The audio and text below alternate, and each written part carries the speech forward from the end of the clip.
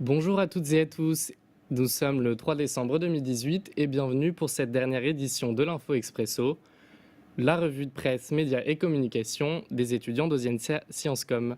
Aujourd'hui, j'accueille Lisa qui va nous parler d'un sujet controversé dans le domaine du digital. Lisa, la parole est à toi. Merci Jean. Alors en effet, vu cette semaine sur l'article mensuel du blog Android Pit concernant les nouvelles applications à ne pas manquer, on retrouve Tor Browser en version alpha sur mobile. Donc cette application permet, tout comme la version disponible déjà sur ordinateur, de se connecter via le réseau Tor, The Onion Router. Donc peut-être quelques explications pour commencer sans trop rentrer dans le détail.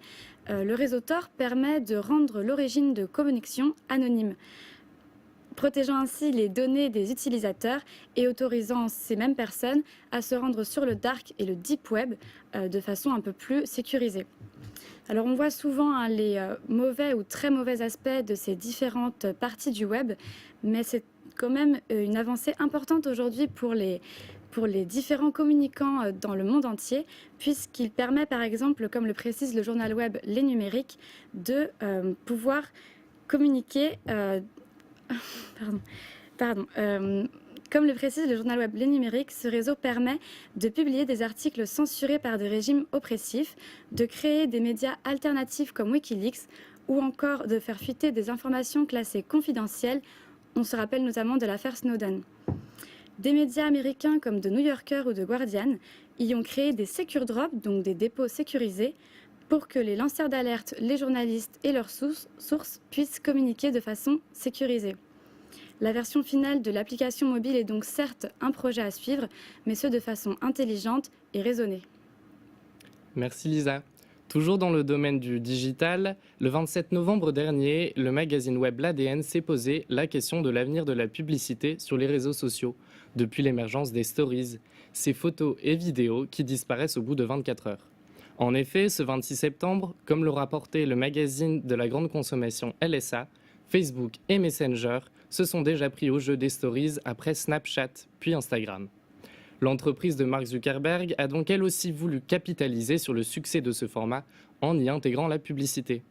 Les publicitaires y ont d'ailleurs trouvé leur compte, car 62% des internautes seraient davantage intéressés par une marque ou un produit après l'avoir vu dans une story Facebook ou Messenger, selon une étude Ipsos réalisée en août 2018. Le 7 novembre, le quotidien belge L'Echo soutient que selon Mark Zuckerberg, ce format est le futur et va devenir le canal le plus important en termes de publicité.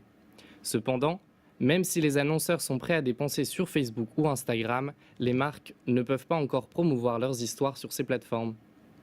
C'est pourquoi l'ADN s'est donc posé la question de l'avenir de la publicité classique et des crafts. Quand on parle de craft, on parle de belles campagnes avec un message étudié et un savoir-faire filmique.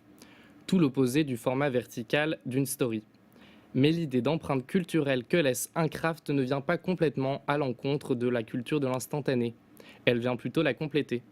Le marché du luxe, de la grande distribution, des nouvelles technologies ou des grandes marques comme Lacoste et son spot Timeless en 2017 en ont fait souvent le choix pour installer une émotion dans la durée.